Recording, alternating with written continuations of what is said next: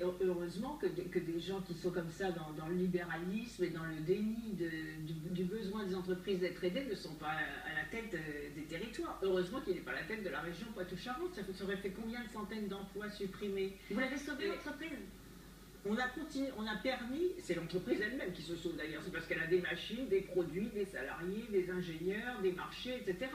Et on n'a pas mis 10, 20, 30 millions d'euros, comme je l'ai entendu dire M. Raffin, on a mis 2,5 millions d'euros depuis 2009. Or, depuis 2009, en salaire, charges sociales, taxes professionnelles, l'entreprise a déjà versé 25 millions d'euros aux 290 salariés. Donc la région, le territoire régional, il est déjà remboursé au-delà de l'effort qu'il a fait. Mais aujourd'hui, l'entreprise aujourd'hui, pourquoi aujourd'hui? L'entreprise a été placée en liquidation judiciaire. Oui. Où est-ce que vous en êtes Ce que je ne veux pas, c'est que cette entreprise soit dépecée. Pourquoi? Parce qu'on le voit partout. Regardez, on vient de voir l'exemple des brevets qui sont maintenant propriété des banques. On a vu comment Tapi s'était enrichi au cours des années. Ils rachetaient des entreprises pour rien du tout, ils faisaient croire qu'ils allaient les relancer, et ensuite ils vendaient le patrimoine, les brevets, les machines, les terrains, etc. Je ne veux pas de ça sur le territoire régional. Donc quand l'entreprise ne ferme, on a été appelé à l'aile, on n'intervient pas comme ça parce que ça nous amuse d'intervenir.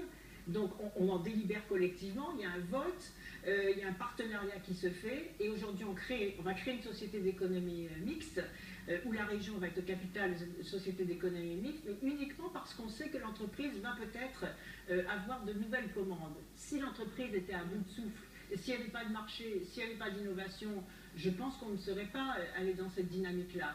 Mais là, aider une entreprise, c'est le rôle de l'État, de la puissance publique, donc de la puissance régionale. Il y avait encore de l'espoir pour Elias, c'est ça que j'en ai encore. C'est pas simplement pour préserver un outil industriel? Non, je ne peux pas simplement préserver un outil industriel. Vous savez, moi je considère que la politique, c'est pas tout le temps de se protéger.